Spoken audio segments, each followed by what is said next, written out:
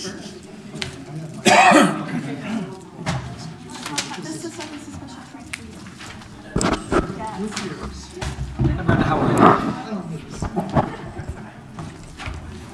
know, and again, okay, so I guess you're chairing the meeting. thank you so much for I got some.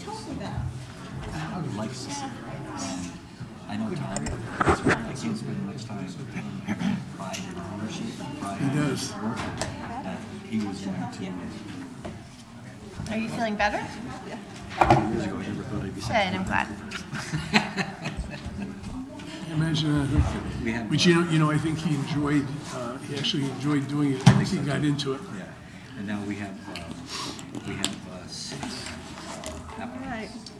Some of this experience that we're going to be interviewing. We still need to have the comment. We have to have it. It's on our schedule, yeah. Still would be able to, what we do with this position, be able to talk in terms of consolidations. Yeah, I wanted to get up to speed with you on that tomorrow. How you doing, Mike?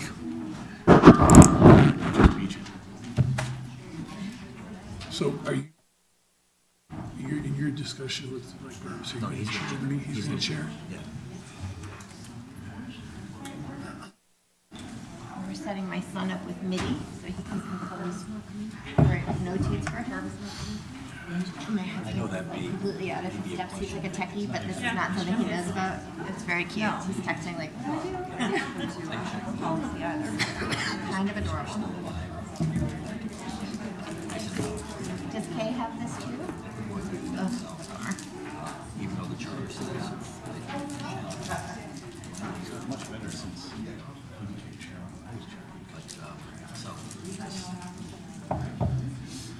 Okay, so he's not here. The vice chair is not here. He's on his way. I think Sarah's coming in person about the week. What's that? Sarah's coming about the week. 1, 2, 3.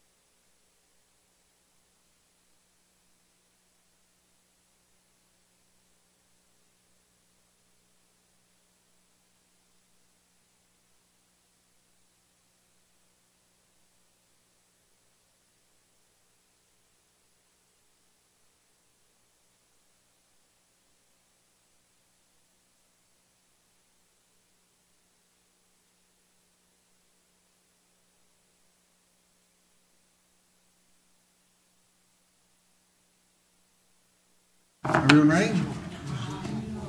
Okay. At 7:04, we're going to call the meeting to order. We'll start with the Pledge of Allegiance. I pledge allegiance to the flag of the United States of America and to the republic for which it stands, one nation, under God, indivisible, with liberty and justice for all. Good evening.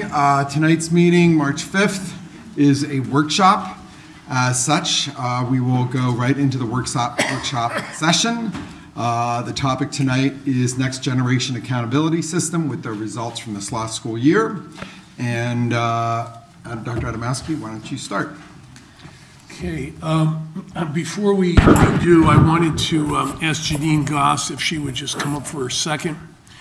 You'll recall that we had Read Across America Day on Friday. And in your goals for this year, I believe there are 5 events that all schools will be participating in, and it's a wonderful opportunity for a large number of people to come into our schools and interact with our students and do things of that nature. And Read Across America Day was one of those events, and it certainly exceeded our expectations. Every school participated. We had numerous citizens, civic leaders, elected officials, business leaders, and just parents and wonderful parents and citizens who took time from their schedules to do this. One of the highlights was our middle school principals going down into the elementary schools to read, and just something I think we want to do at scale next year. But Janine, if you could just share a little bit of this with the board. I believe we have a little slideshow, right? We do. So good evening, board, Mayor Rilling, Dr. Adamowski. I really am happy to be here tonight to share with you how Friday's events went. Dr. Adamowski, I think, took my first 3 paragraphs, even though I was only going to talk for about 3 minutes. But Read Across America is an idea that began back in 1997 with a small task force, a reading task force from the NEA, the National Education Association. And their idea was, well, you know, we encourage kids through pep rallies for football to really inspire them, so why aren't we doing the same thing about reading? And so Read Across America was born from that idea. And I know we've done Read Across America in other schools, in individual schools rather, in a variety of ways in the past. But this year we really worked to make it one of our district-wide events, as Dr. Adamowski said, in every school that would participate all the way from NECC, from our pre-K level, through our high schools. We had guest readers that were invited to participate in all of those schools. Some of our middle schools even invited guest readers in. But we also had older students celebrate in a variety of ways as well. One of the highlights included having our secondary school leaders, and you're going to see pictures of that, read to their feeder schools at the elementary level. Norwalk High, for example, they posted their favorite books throughout the school, and the ELA teachers wore their favorite book on, on their t-shirt. Brian McMahon and CGS students joined me at Brookside to read to students. They even had their journalism students there, and they took photos of the event, and they're also going to publish a story in their Pride Time magazine. So that's exciting. I was really pleased to see how this community was brought together, for a common purpose around something that really, really matters. And I really want to thank all of our school administrators, as well as each school's Read Across America coordinators for their hard work in creating this fun and worthwhile experience for our students. And I'm really happy to share this video with you. That is really just a short snippet of all the efforts that took place last Friday as we work to inspire all of our students to be motivated to read. So enjoy.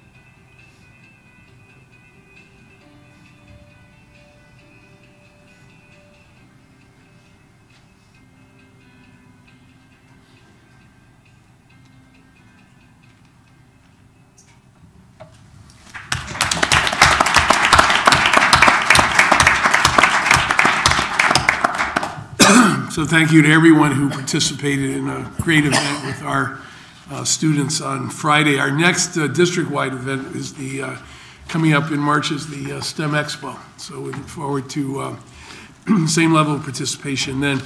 So tonight is the night that we all wait for each year with anticipation when the results of our state Next Generation Accountability Plan are issued at the end of February. And so we've taken the last couple of weeks to analyze this and try to get it into a presentation form.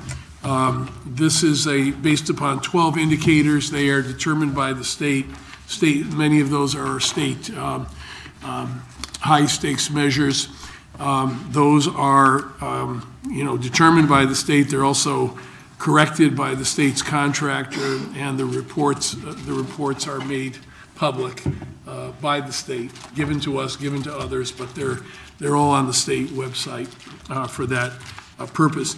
You will remember last year we had a very significant gain, and I said to you at the board retreat, I didn't think we could sustain it, given that much of an increase in 1 year. As it turns out, we have, and that's the good news. And I think the other very good news is that the district this year has been elevated by the performance of its lowest performing schools formerly that had the largest gains. And we have gone from 1 school of distinction to 4. So a lot to be proud of, but it is instructive to go through these results because they also point out areas that we need to work on further. And this will help form our priorities for the next school year. This is the most comprehensive piece of data we have on student achievement. Again, 12 indicators, a balanced scorecard, and the most important statistic, which is considered a robust statistic because it encompasses so much, is our district accountability index. And as you know, one of our outcomes for this year was to maintain above the state average in that area and keep that gap closed, which closed last year for the first time. And I'm pleased we were able to accomplish that. All of this is due to the hard work of our teachers, our students, our school leaders. Virtually every member of the staff is involved in some aspect of these comprehensive measures, and it's their discretionary effort that makes a difference in the achievement level of our students today versus what it may have been in the past. We have a very good data person, as you know, Diane Filardo, that you see from time to time for reports like this, and so she has been preparing to present this data for the third time. This is the third year of the new state accountability plan. So Diane, I'll turn it to you. Good evening. It's a pleasure to be here and to do this report and review results. As Dr. Adamowski says, we will be reporting on the district outcome on 12 indicators, and this Next Generation Accountability Report is part of Connecticut's state plan under Every Student Succeeds Act. So this has been approved by the USED, and we'll look first at the 12 indicators. Number 1 being academic performance, and this is really based on the 2018 Smarter Balance. Ann, could you speak a little louder, please? Sure. Is this better? The first indicator, academic achievement, is based upon the Smarter Balance 2018 results of students in grades 3 through 8 and the Connecticut SAT for grade 11. If you notice, this H, the results are reported for all students and also for our high needs students. High needs students are students that fall into the category either special education students, English language learners, or students that qualify for free and reduced lunch. One or more of those categories places a student in high needs. The second indicator is academic growth, and that's based upon Smarter Balanced. And once a student takes Smarter Balanced for the first time, based upon their results and their grade, they are given a target, how much growth they should achieve the next year, and that growth is measured. Indicator 3 is the participation rate. For all of 11 indicators, a school and a district earns points. The exception is the participation rate. No points are earned, but the expectation is that a minimum of 95% participation is met. Indicator 4, chronic absenteeism. Chronic absenteeism is defined, a student is chronically absent if they are absent for more than 10% of the total school days that they are enrolled. 5 and 6 go together. It's college and career readiness. Number 5 looks at the percent of students that have access to coursework. Number 6 is the percent of students that meet the college and career benchmark on assessments such as AP, the Connecticut SAT, IB exams. Indicator 7 is on track in 9th grade for graduation, and looks at the students, the percent of students that have 5 full credit courses and no more than 1 failure by the end of 9th grade. And this indicator is interesting because it holds not only high schools accountable, but the middle schools that these students came from. Were they prepared to move on to high school? Indicated 8 and 9, graduation rate for 4-year graduation rate, and acknowledging that some students need more time, this 6th year graduation rate is also looked at, calculated, and districts earn points. Post-secondary entrance, looking at the percent of students that enter 2- or 4-year institutions up to 1 year after graduation. Physical fitness, the percent of students that meet the health fitness zone standard in grades 4, 6, and 8 in 1 year in high school. And interesting, this is the one indicator where participation also comes into play, because you could earn points for fitness, but if you don't have a minimum of 90% of your students participating, then you can lose points. And finally, we have art access that looks at the percent of students in grades 9 through 12 that are taking at least 1 course in art, music, dance, theater, or visual arts. So, as you can see, these indicators now are going far beyond just looking at academic performance and graduation rates. So it's a whole spectrum. You notice, just to see, for high needs students come into play for indicator 1, indicator 2, 3, 4, and for the 6th year graduation rate.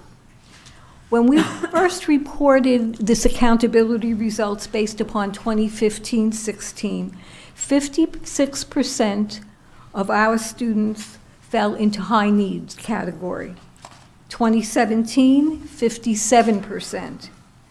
In 2018, almost 61%, in comparison to 51% statewide.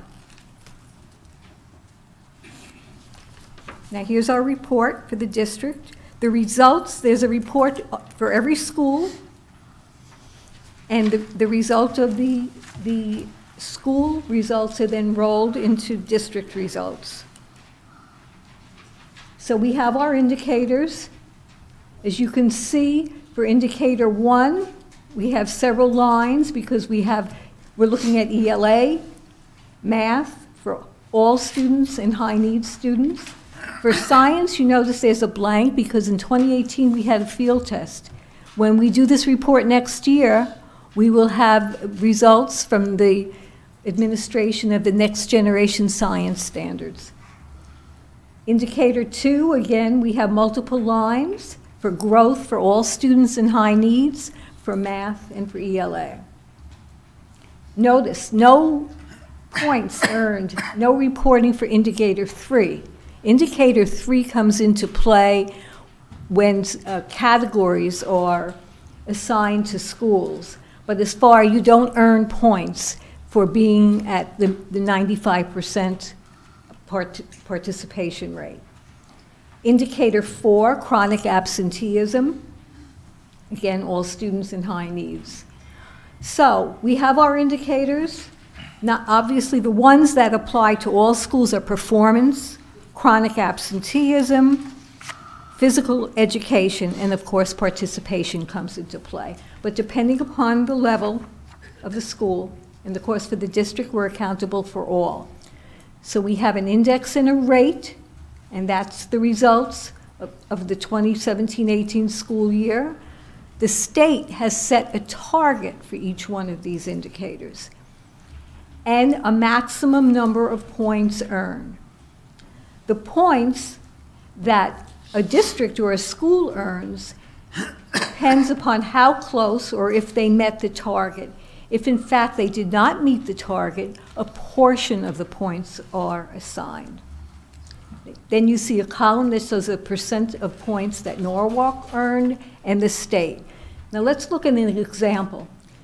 Indicator 8, 4-year graduation rate for the class of 2017. Our graduation rate was 93%. The target, the state target is 94%. There are 100 points available if you reach or exceed the state target. We were very close. The 93 represents 98.9% of that 94. So we earned 98.9 points. So similarly, it looks at the target and and how close the district came to that target. And in total, we earned 959.5 points. But highlighted is the most important measure, and that is the percent of the total points that we earn, which is 76.8% in comparison to the state that earned 74.9%.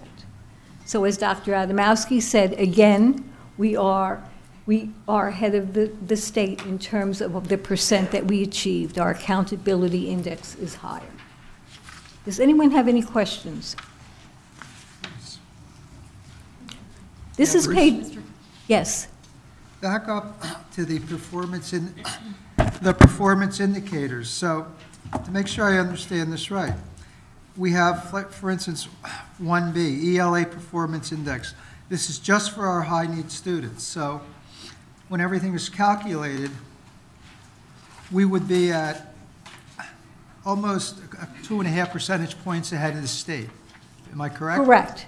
And we are actually going to look at the points the state earned in another slide and compare those to the district. So just as a side, a quick look at this would indicate vis-a-vis our high-need students, vis-a-vis the state, we are doing very well. For 3 years in a row, our high-need students in performance and growth have exceeded the state for 3 years in a row. Yes. In all content areas. Thank you.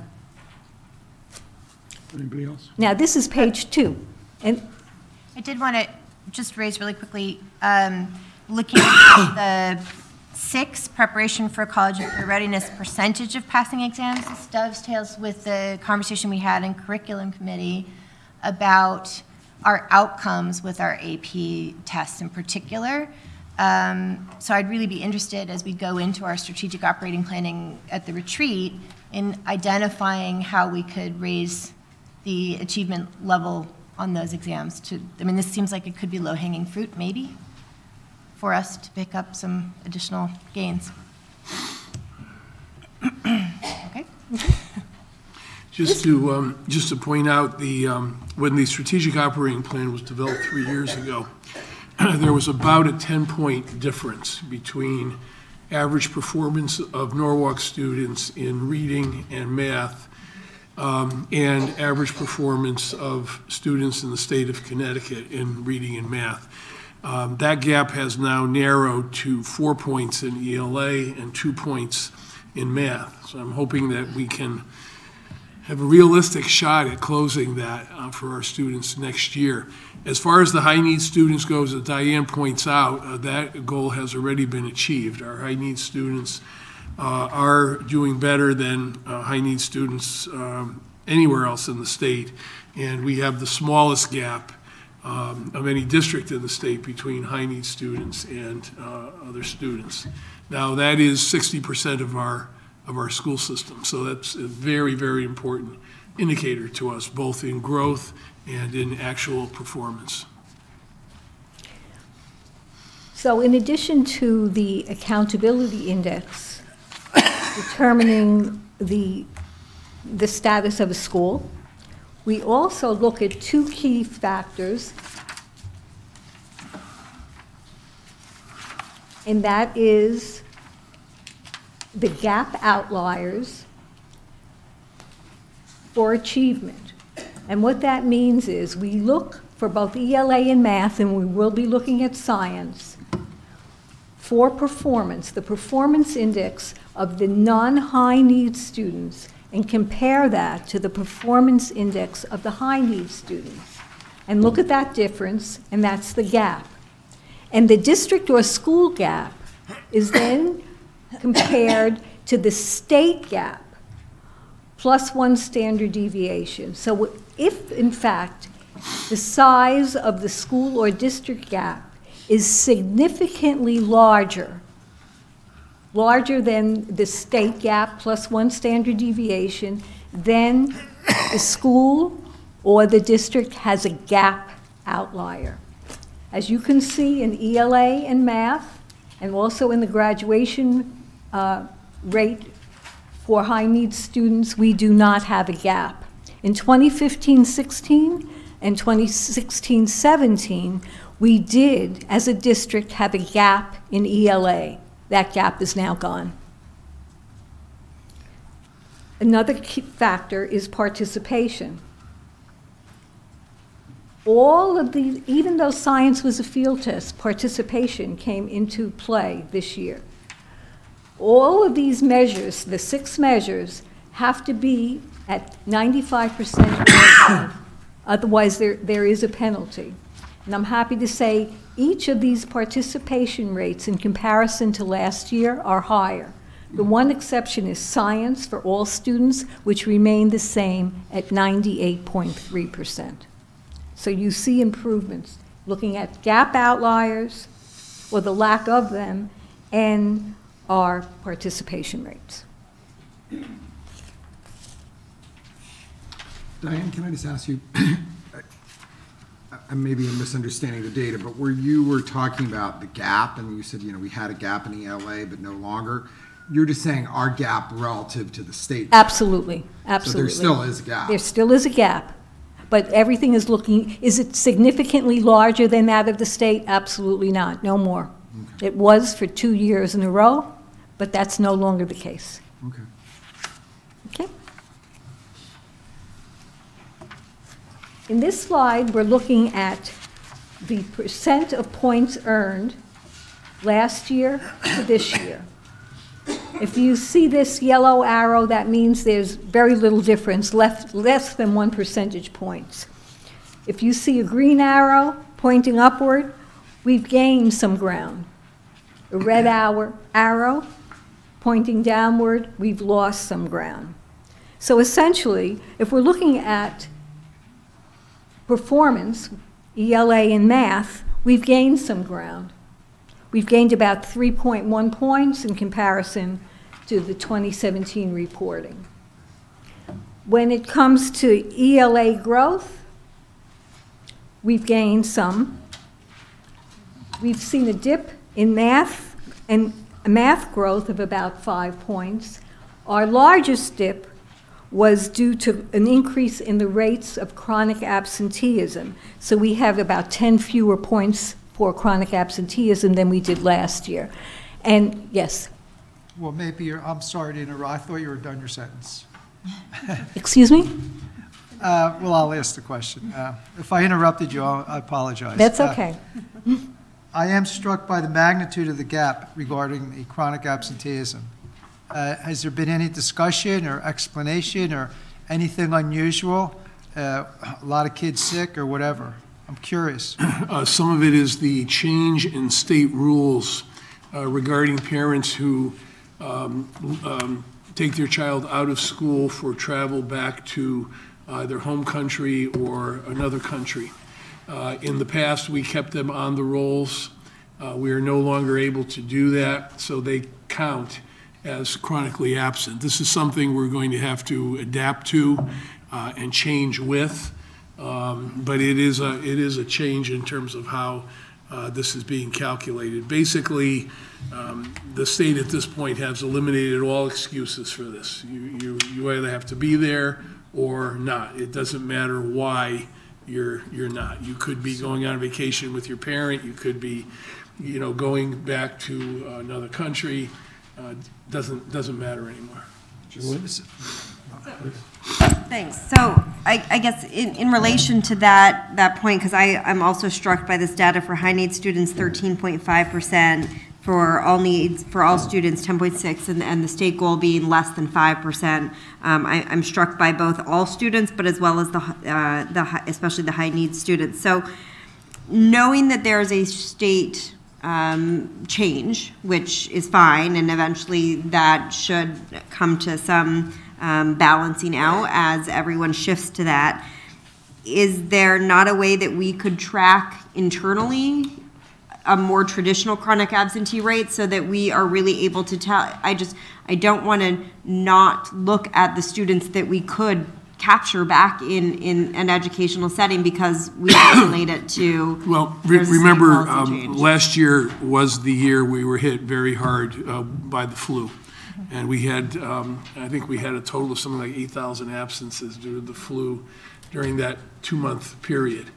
Our sense is that this probably was a phenomenon throughout the state, since the state chronic absenteeism went up as well. Yes, and our state chronic absenteeism rates are higher than Norwalk for 2017. So we think it's those two factors primarily. However, I think we still can see differences if we go school by school, and we will be working with those schools that have the relatively highest rates to help improve that, because there are a number of steps you can take to that does help. Absolutely. Okay. Thank you. Can I just interject just quickly about this? It is glaring as far as the chronic absenteeism. I'm wondering if it plays a role, Dr. Adamowski, in some of our, during spring break, when you have some days off, February, you have spring break in April, Christmas, are we noticing a lot more students taking extra time off before, after, during vacation periods? We would have to check that to be sure. That. I'm not certain. Because I'm wondering if that might play a role in this at all. We'll have to check that. Just a point, though, this is the dilemma we discussed last year when we were talking about absenteeism. So one absence of 15 days makes you chronic when another person could be absent 15 times, and it's calculated the same way. And I think there's got to be a way to make that distinction. Stuff happens to people, and in my mind, that's one absence, even though it is 15 days, and it's a separate kind of problem than a person who's absent 15 times. There's a difference. And if we're not making that distinction, we should make that distinction. I'm not saying the state should, but I think it's important, especially from the integrity and continuity of classroom participation and things like that. It makes it a lot easier for everybody if we do make that distinction. So I think we'd like to come back to you with a report by school, and then look at some of these other factors. To what degree was it influenced by parents making a decision to pull their child out and then re-enroll them, versus the vacation issue. Extending the vacation. That you had mentioned, yeah. Right. Okay. Diana, you're still on that slide. Please go ahead. Indicator 6 percent of students passing college and career-ready exams. We do see that we're up ever so slightly, so we do have some improvement there, but we have a long ways to go. And also for our 8 and 9, for our 4-year and 6-year graduation rate, we have had some increases in points. School categories. You remember last year when we spoke about categories, based upon the accountability index, schools that were in the top quartile, the top 25%, were category 1, the bottom 25%, category 3, and all other schools were in the middle, category 2. Because of Every Student Succeeds Act, there was a request to have a fixed criteria, and in a way this really gives you a goal or to aim for when you're looking at your accountability index. So now all schools with an accountability index of 85 or greater are in category 1. Schools that have AI greater than 70 and less than 85 are category 2, and any schools that have an AI less than or equal to 70 are in category 3. But of course, we have to remember that your category can be dropped if you have a gap outlier and or participation below 95%. Yes. So does this mean they've eliminated Category 4 schools? No, we do have Category 4 and Category 5. Okay. Category 4 are focus schools. Category 5 are turnaround schools. For the past 2 years, we did have focus schools, but as you will see in the next slide, we no longer have focus schools. We no longer have focus schools. So these categories are set after turnaround and focus schools are identified. So here's a look at our elementary school results. We see the accountability index for 2017 and 2018 and the change. You also see the points earned by the schools for 2018. Now this year, there was a different set of number of points available because science did not count. There were 750 points available for elementary school. Last year, there was 800. Most important is this category section. You see the category for 2017 and whether or not a school had a gap. Now notice the number of gaps going down. We did have 1 school of distinction last year. Now we have 4 schools of distinction and only 1 elementary school with a gap.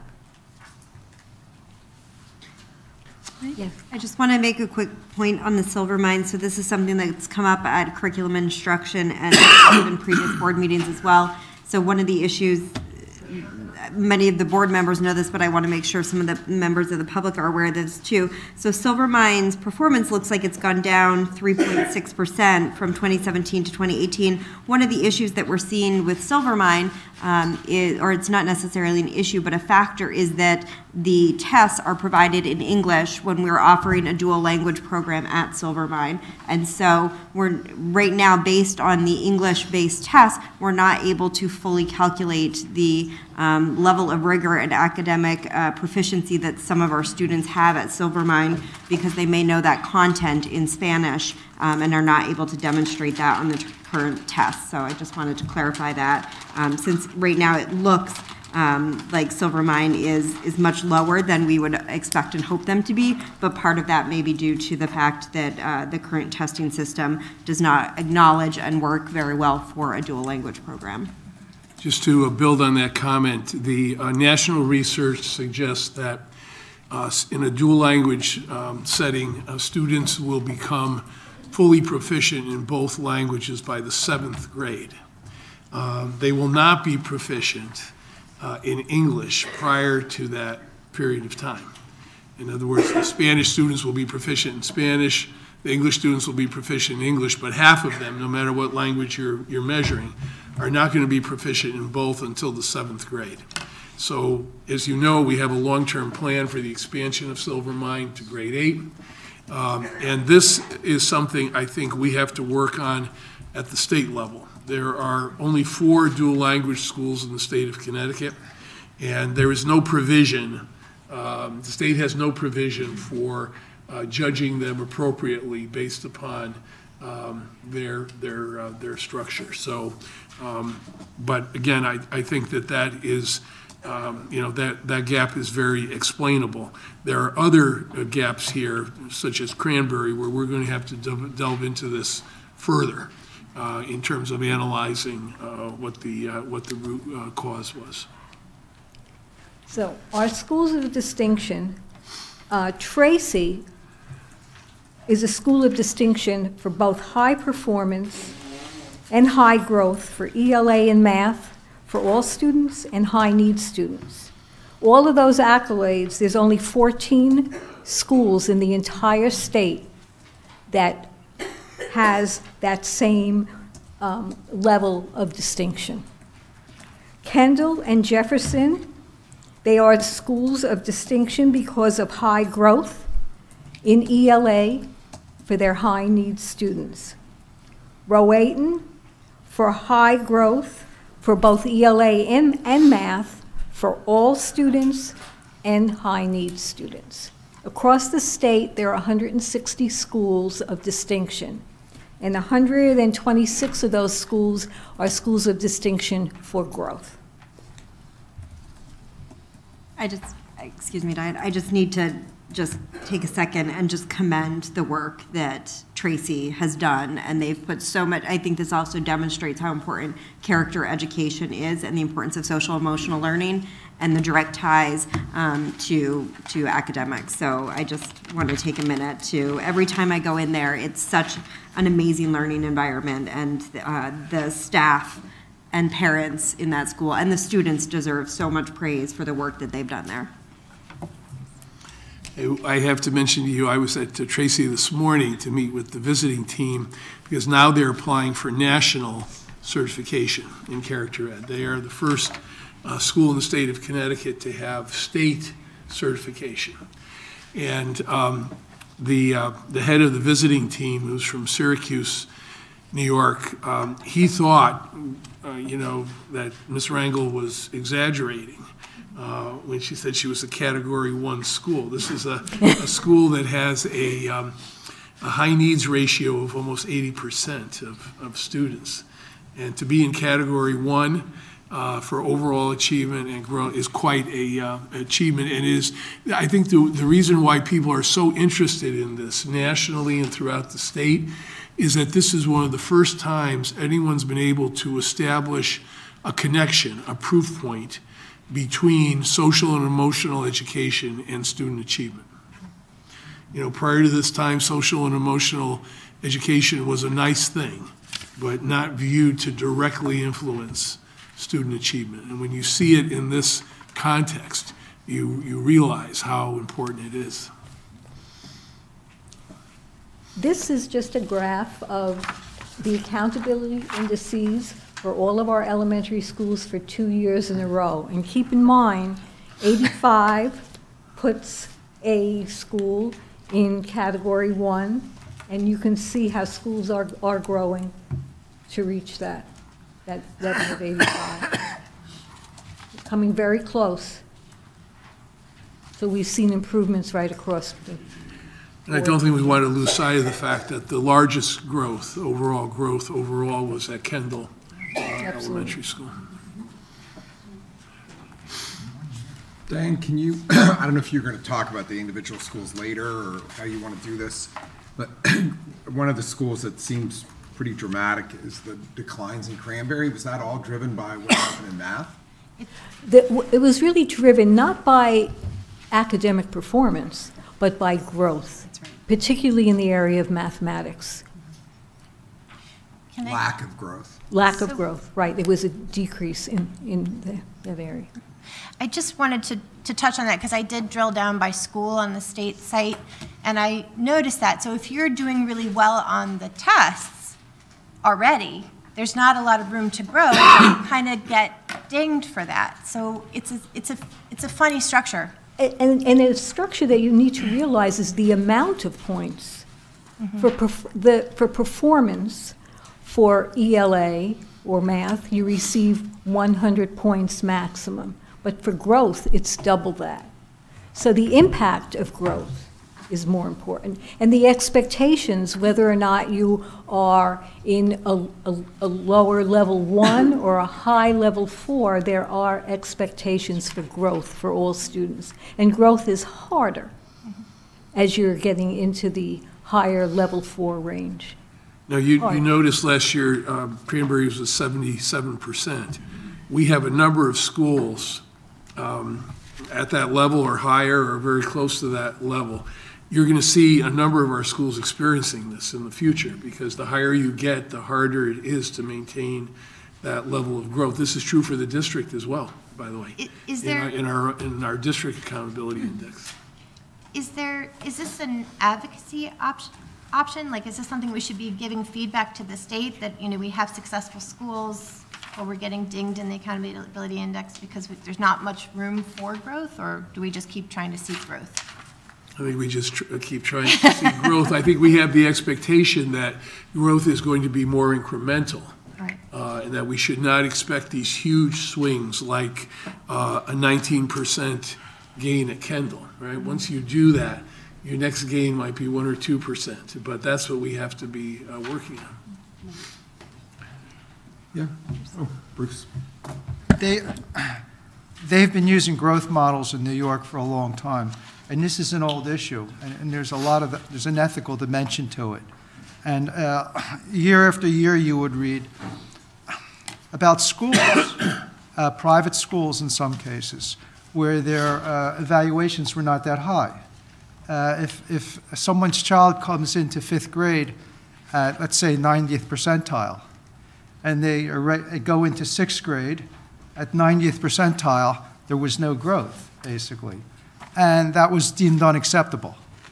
The goal was to, number one, move away from a model which focused almost exclusively on children below the 50th percentile, below grade level, and to develop growth models where you can actually evaluate what's going on in the classroom for every single student. And it's very, very difficult, but in the context, I would say, look at it in the context of the discussion we've been having on rigor, the need for merit scholars and things like that, for higher SAT scores. So we're going to have to take, as difficult it is, these growth models, the growth model seriously for all students. I knew numerous teachers and who walking down the hall with a glum look on their face, you know, what happened? Well, I just got the results of last year's standardized tests, and my top students in math didn't improve as much as they should have, even though they were at the highest level coming in to the school year. Now, if we're going to compete as a nation and so on and so forth, we must continue to focus that way, or we won't be able to cut it. And those folks and families with options will look elsewhere if the public schools can't give them that kind of education. So I think it's an interesting issue, and it's one difficult to live with, but it's an important issue, and I'm glad they're using a growth model across the board. And the better we do, the harder it's going to get to continue to do better. So something we have to live with. Problems of success. Diane, continue, please. Okay, so we're looking at now our secondary schools.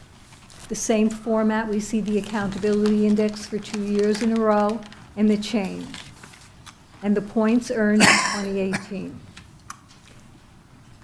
The good news is, well, the good news here is you see in 2018, we had focus school. Now it is a Category 3 school. So they moved out of focus.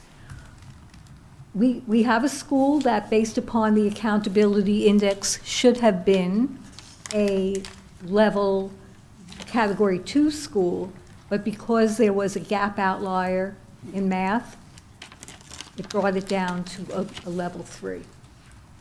At the high school level, we have one Category 1 school for 2 years in a row. We see that Brian McMahon was a focus school.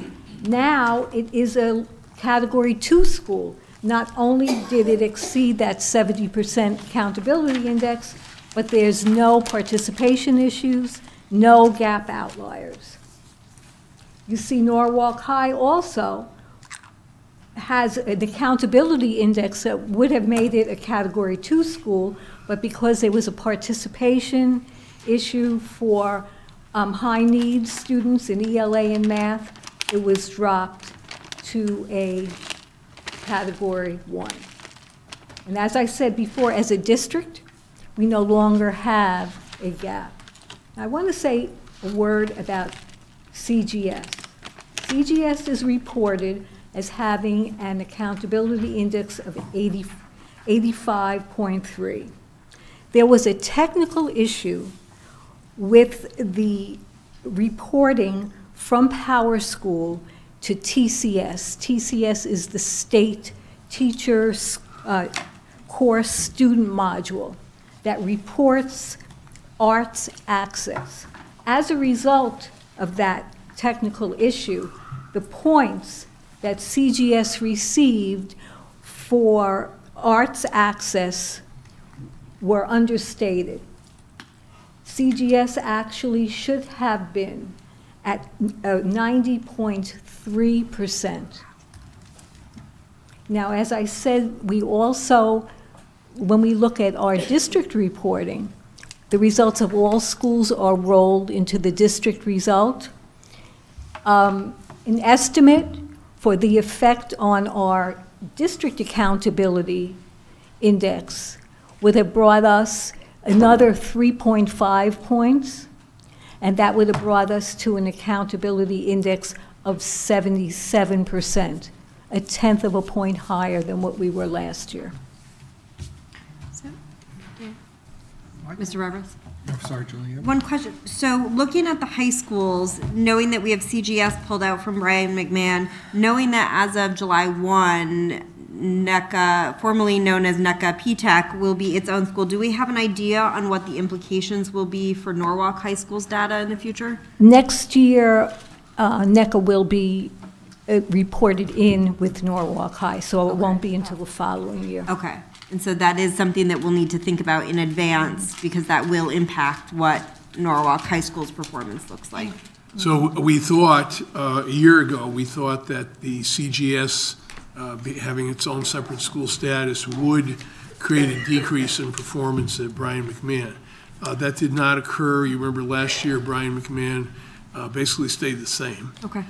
This year, they have moved into Category 2, so hats off to Brian McMahon, and that's with the CGS students out on their own. Great, thank you. Now, I'm hoping, we would hope for the same at Norwalk High School vis-a-vis NECA the following year, 2 years from now. Thank you. Barbara? So for this year, we have NECA still part of the NHS reporting numbers. Did we reach any kind of resolution about the 4-year graduation rate, or are we going to lose points next year on that? No, we reached a resolution by giving up the state aid for those students. For the year after, but for this year when it's still included? That would take effect for this year. Okay. So it's we get about $1,000 per student in state aid. Okay. I believe it was around 80 students this year. That'll grow to 100 next year because they're fully enrolled and they now have a wait list. So next year it'll be 100,000. So we cannot claim them on our ECS as students if they are still in the college program. And so we've just made it, our graduation rate, is above the state average. Our schools have worked so hard on it. We cannot give that up or allow anything to interfere with that that's of a bureaucratic nature. So we're just going to give up the funding and have the students counted the way they should be counted. because they are high school graduates, even though they haven't completed the 6-year NECA program. This is just a graph of, again, for our secondary schools. You see their accountability index 2 years in a row. And again, where the goal is 85%, category 1.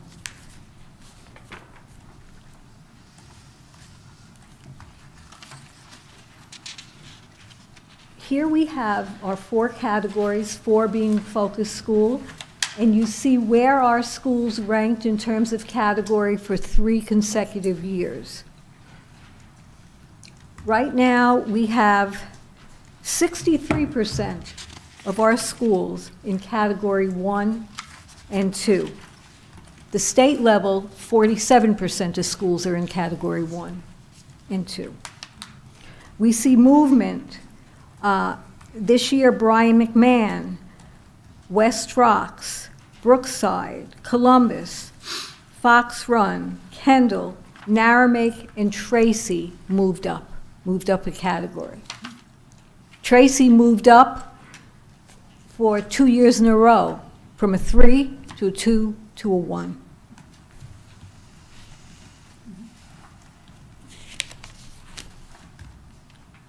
We see our schools of distinction. Any questions about the categories?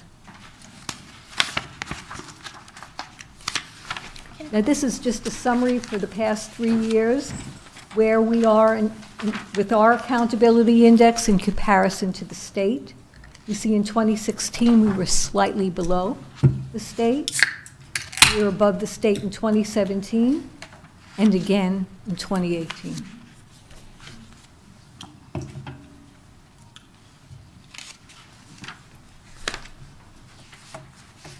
And this is I'm so sorry. Can I just move back one to the middle school, page 10? I noticed that Ponus Ridge and West Rocks lowered some, and I just wondered if you could speak to, if you drilled down, where that was happening. Brenda, I believe you thought it was in math. Math high needs, math growth. It was, I believe it was growth. It was growth again. Mm-hmm. Now, remember, the last 3 years, we have led with math, right? And our problem has been in ELA. Now, this year, you see math leveling off, even though we're within 2 points overall of the state. And our gains have been in ELA, or the growth gains have been in ELA. That is a very welcome development, by the way, because we were concerned after those consecutive years of math growth that we weren't seeing the same in ELA. So this is actually a much healthier balance for us at this point.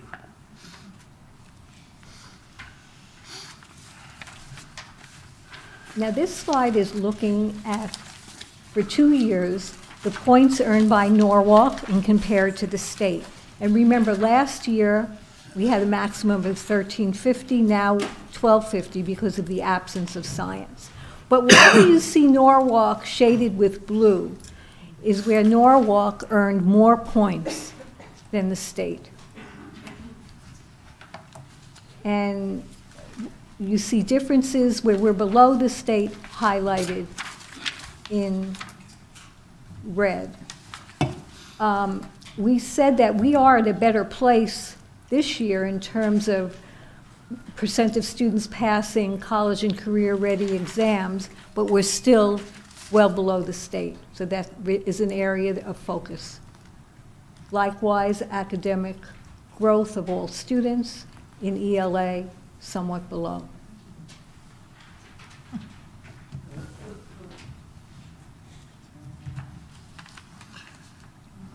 Just on that point, we have had excellent participation in AP courses because we encourage and we allow all students to enroll in them. As Diane pointed out, we've had less success in the percentage passing. Although this is our first increase over the 3-year period in that regard. But I did want to mention to the board that this year, which will be reported next year, is the first year that students will take the IB exams. And so we will have to see how that plays out with this indicator. And here's our comparison to our district reference group. And again, you see that Norwalk ranks #1. And you see the percent of point change for each of the districts in our DIRG. Question? Bruce, and then Julie. I want to make sure I followed you. Because of the glitch in the score, or the problem with the score for Brian McMahon, by your calculation, our overall score is really 77. Correct. Okay. Yeah. Is it fair to say then that we are once again the #1 urban district in the state of Connecticut? We are. Yeah, I mean, that's something, consider where we were the last 10 years and where we are now. That's something really to be proud of. #1, 2 years running. So you can look at the top 6, you can look at the top 12. We have the highest school performance index of any district, no matter how you set the group.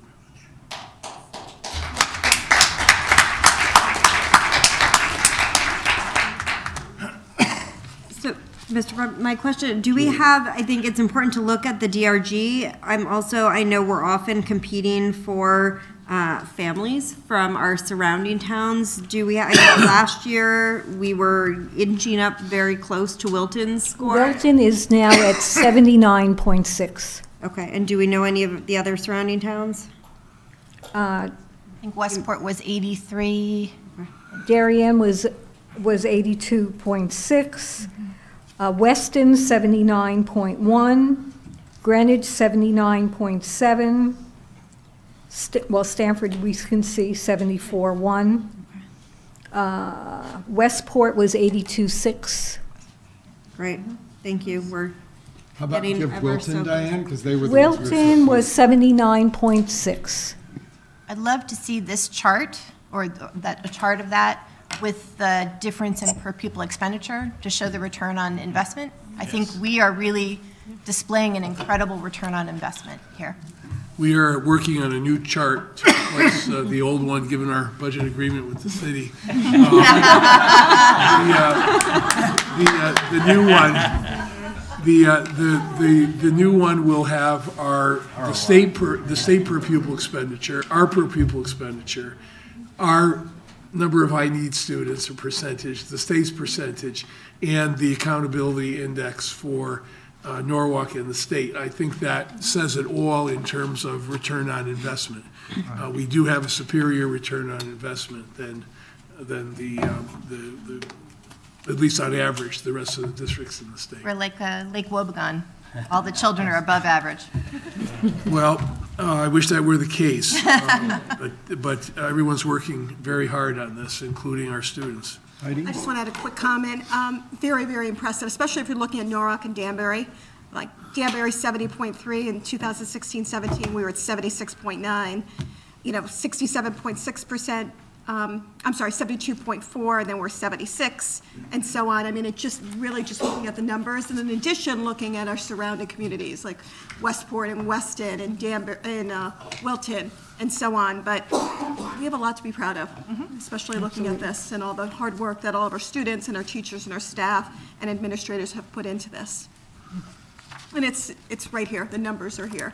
We know numbers don't lie. Thank you.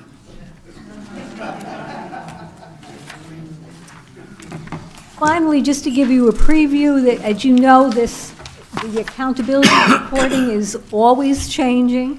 Next year, as I mentioned to you, there's going to be science performance index for all students and high needs students. And there's also going to be another indicator of growth. And that's that's for ELL students based upon the Lost Links results, which is a test to see how close students are towards English language proficiency. And those students will earn up to 100 points for listening and speaking, and for reading and writing based upon the LAS links. Any questions?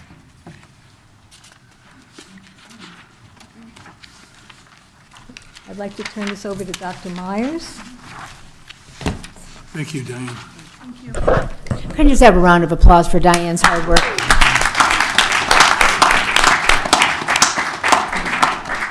If you can just imagine the million of data points that end up kind of feeding into this system and the kind of work that Diane and our team do, I'm certainly in awe of their work. I have just a few closing comments, but I think most of them have already been brought up by the board this evening. You know, I'm the newest member of the team, and I kind of look at this, this moment, and I probably can see so clearly your hard work, and I'm so appreciative of your work, because I'm watching schools all over the country try to do what you're doing, right? And try to really change the outcomes and beliefs for all children. And you have evidence of what that looks like and how that's working. This report is a tremendous celebration. What you also have tonight is you have 100% alignment between your vision and strategic operating plan and the accountability system that you are being held to. And so each one of your incremental decisions is kind of evidenced in the work that we're doing. Each one of those initiatives is articulated because of what we believe that we're doing for children. A couple of things that we highlighted. So we look at this data and we say, what is it that we're doing that's working well? Where are our next steps? Where are our next leverage points? And as you brought up, what's the next goal for our strategic plan? What you pointed out is that we have a confidence in school-based choice and developing those school-based models where there is ownership of an instructional set of strategies that we can articulate, an articulated vision for excellence that's held by the parents, by the teachers, the staff, the children, and the leaders within the school. And we've also made a case that a culture of caring is critical to the success of our children. So that seal of approval, social plus emotional plus academic learning, is what we're looking for in each one of our school programs. One of the things I didn't point out here but was really highlighted this evening is that we've also made an intentional focus on closing the gap. That means that all children have access to accelerated programming, the kind of work that the board has facilitated, gifted and talented, and school-wide enrichment, the understanding of complex pathways that all students can access. Those are windows into how you close the gap. In addition to that, we've put forth a very aggressive agenda to accelerate our college and career readiness. The board's commitment to 26 high school credits and what that means in programming will accelerate the achievement of all children and will also close the gap in performance. We are continuing to dig deeply into our PSAT, SAT analysis so that we understand what children need. Part of that is our focus on Tier 1 writing, because we know that is an element that is measured in PSAT and SAT. That brings us to the whole focus K-12 on Tier 1 instruction and how that is moving into each one of our programs and cross-disciplinary. And you'll also see, as Dr. Adamowski pointed out, not only AP and college courses for our students at those higher academic levels, but this year, the first time we'll be administering the IB as well. Each of these is focused on increasing our college and career readiness scores within this particular accountability system. Question for me about any of those?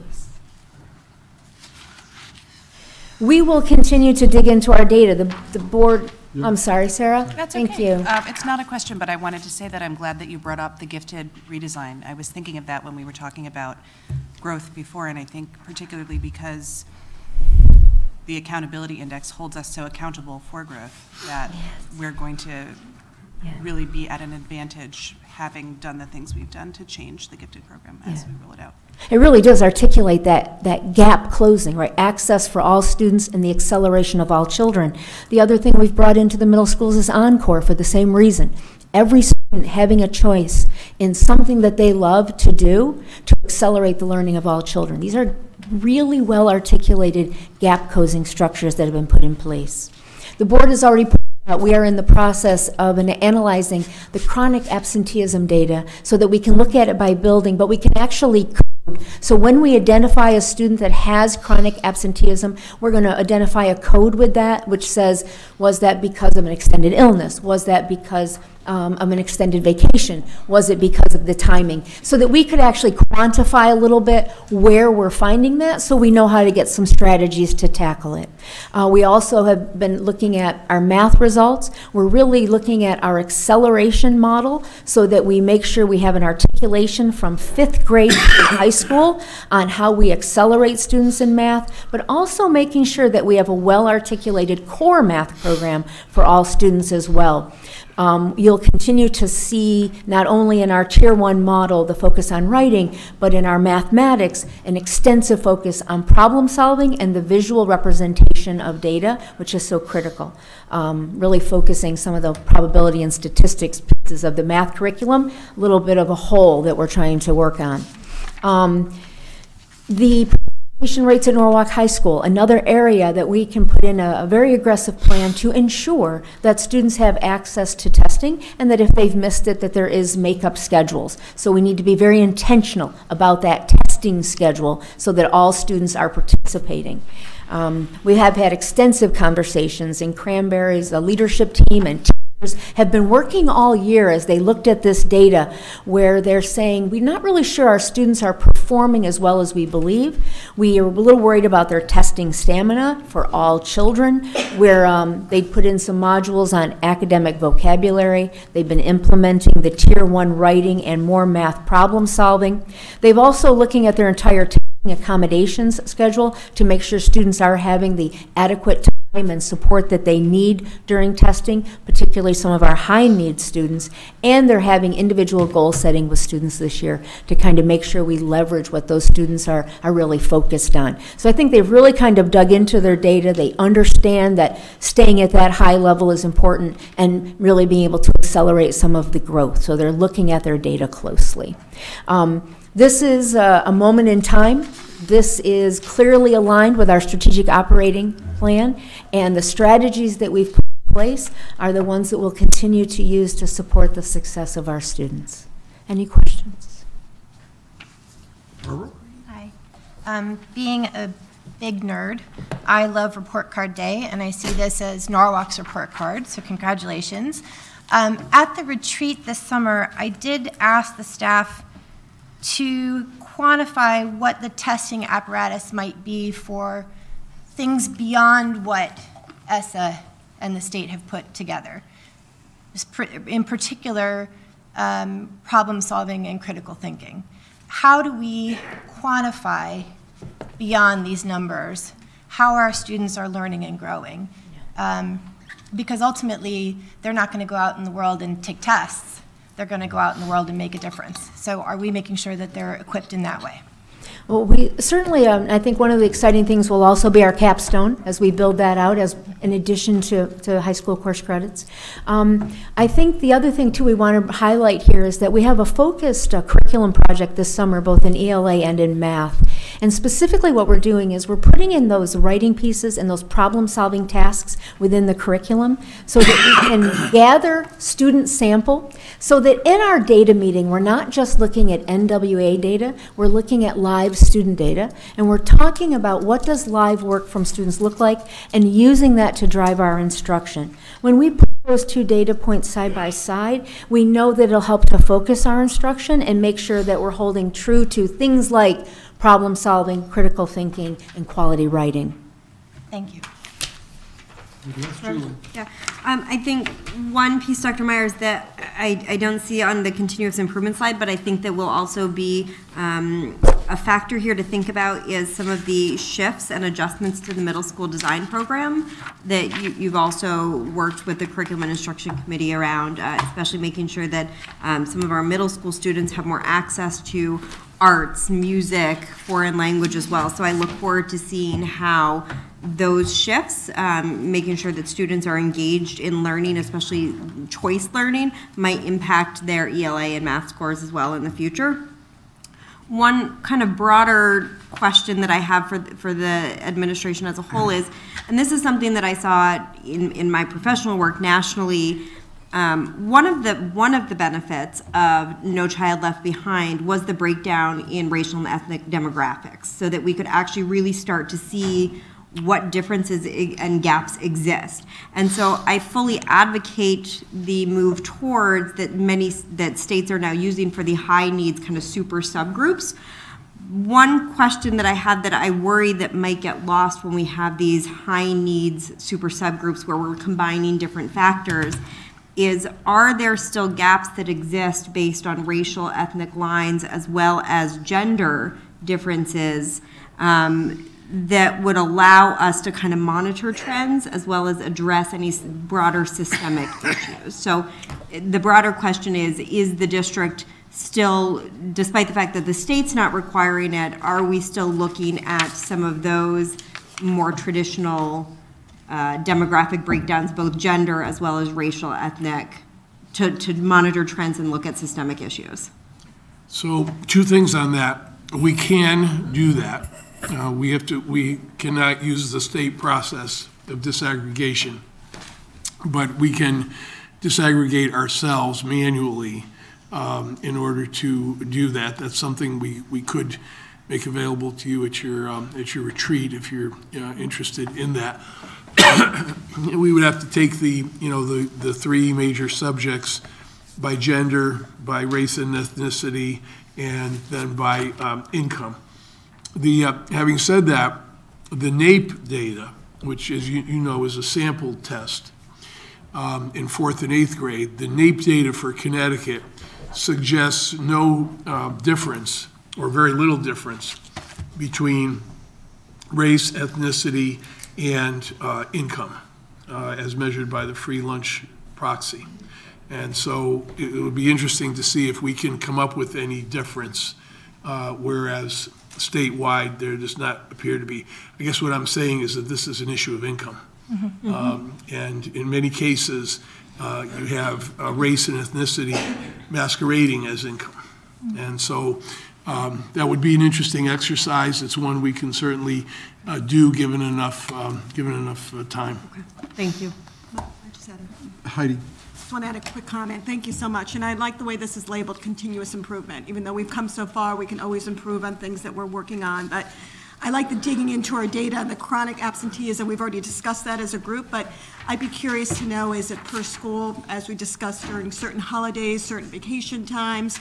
We find it in one location more so than another location. So it'd be interesting once we can delve into that data to figure that out and figure out how we can improve that, because anytime our students are out, they're losing valuable instructional time every single time. So I think if we can look into that, which you've mentioned here, as well as the participation rates at Norwalk High School and the makeup testing and really getting the buy-in, getting our students excited and energized about taking these tests. But if they've missed it, making sure it's publicized when these alternate dates will happen. Absolutely.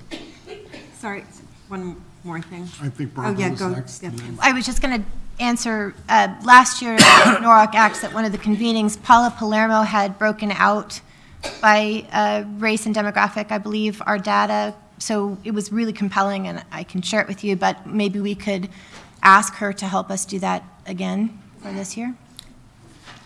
And Julie. And I think one other piece that would be nice to, now that we have all of this data in detail, to also another data point that would be helpful to compare it to and look at least to think about where some connections would be, we had the presentation last year on chronic absenteeism for teachers and the teacher attendance rate, and see if there's any alignment between student performance and growth connected to teacher absentee rates as well. And I know that's an area that the district, the administration's been working on this year, so hopefully we can start to see some improvements there as well. Okay. Finally, at your business meeting on March 19th, we're planning to recognize the 4 schools of distinction at that time. Great. Thank you.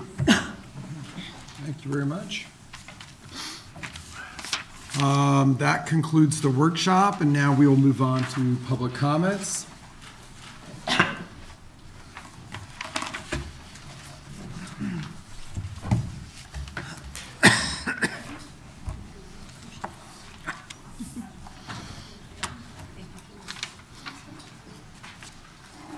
Okay. First on our list, we have Brenda Penn-Williams. And if you would come up to the microphone and say your name and address, and I will start the timer for 3 minutes. Good evening. My name is Brenda Penn-Williams, 21 Karen Drive, Norwalk, Connecticut. Emails revealed in today's Norwalk Hour, written by Mike Lyons, further highlight the general disregard that some members of this Board of Education have for leaders of the Norwalk African American community, and specifically continues to demonstrate disdain for perspective that Mr. Lyons does not agree with. 2 weeks have passed since the NAACP, in partnership with the Interdenominational Minister Fellowship of Norwalk and Vicinity, requested the resignation of Chairman Barbas. At that time, we highlighted a number of concerns, primarily regarding poor ethics and racially insensitive behavior. Those concerns include Mr. Lyons as well as Mr. Barbas. One request made of this entire Board of Education was to commit to do whatever you can do to endorse and enforce sensitivity and celebration of diversity and valuing civil rights. In light of the disparaging comments that Mr. Lyons wrote in numerous emails dated on or around February 13, 2019, where he essentially called African American former BOE members, current and former school employees, and current elected officials as obstructionists. All but one person Mr. Lyons cited was an African American. So again, we ask this board to take an active step to show your disapproval of Mr. Lyons' statement. It will be reassuring to many of us if there were emails that showed board members who received copies of these types of emails from Mr. Lyons or Mr. Barbas would immediately rebuff them. Silence breeds consent. So I'm saying you're agreeing with it. Consent. It is for that reason the NAACP will continue to speak loud and consistently against action by elected officials who are supposed to represent the goodwill of our entire city. I pray members of this BOE will stand with us.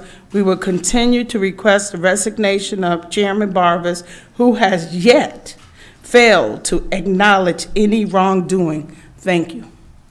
Thank you.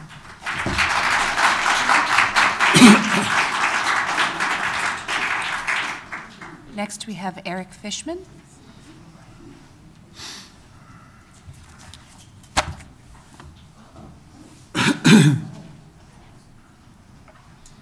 Mr. Fishman, if you would state your address, and you have 3 minutes. Sure. My name is Eric Fishman. I live at 16 Shorefront Park in South Norwalk. Proud member of the NAACP, and also spent 33 years as a school psychologist and special education teacher in Norwalk Public Schools and in Wilton Public Schools, and currently teach mathematics at Winston Preparatory School. During the time I was a school psychologist, I counseled well over 1,000 children. And oftentimes they would come in and they'd say, I want to tell you something, but it's a secret. And I would tell them, there's no such thing as a secret. We're not here for me to hold some information that you think is never going to go out.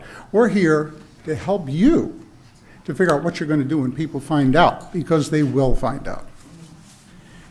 And I think we've got 2 good cases of the truth being found out. Once it required a freedom of information request in order to get the truth. Another, it required a court deposition, wherein Mr. Lyons acknowledged that there had been information withheld from the minority members that he had so vehemently said never existed. And along with these false accusations made by these people and the underlying racism that was within that context, there is responsibility for the fact that as wonderful as we've seen that you are as a board, you do not represent all of Norwalk. I think that prejudice comes from the way that this community was presented by these two men. He only has 3 minutes, so that's And I think it's a shame. I think it's a shame I read today's email belittling people who I hold very high and very dear because I know what they've done for this community. I mean, Darlene Young, Ernie Dumas, I worked with John Mosby for 10 years and saw all the good that he did for a lot of people. Perhaps you saw one small part of him, but as a professional, it was your job to keep your mouth shut.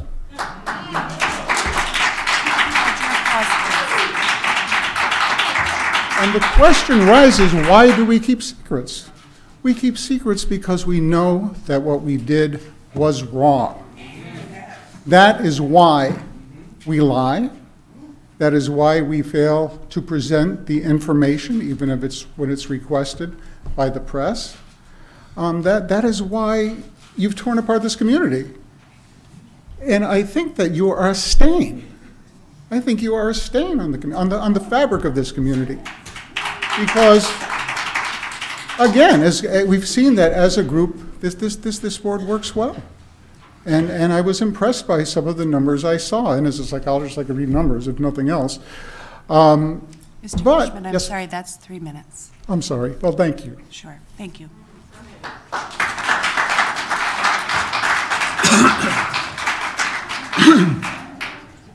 If there are any other public comments, preferably related to the workshop topic, now would be the time to come if you would like to.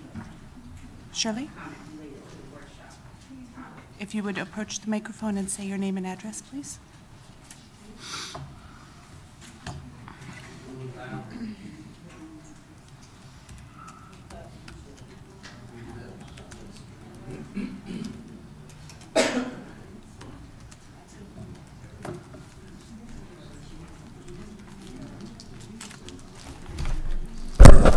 Good evening, Shirley Mosby, 6 Brook Hill Lane. I just want to say that I have a few notes here, and thank you, Julie, for bringing up about the demographics breakdown, because that was going to be my question when I came to the mic.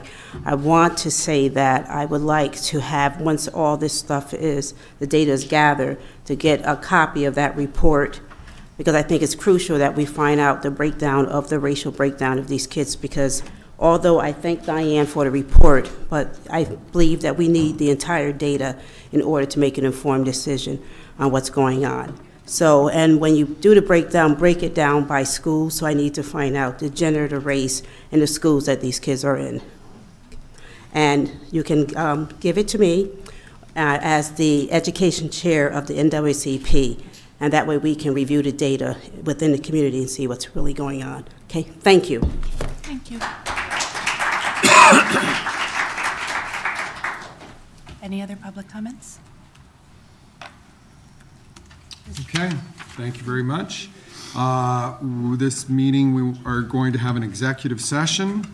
And so the public portion of this meeting is now concluded. I could have a motion to go into executive session. Julie, seconded by Heidi. All in favor? Okay, we're going to executive session. I'm sorry? Noontime, yeah. And we'll have a 5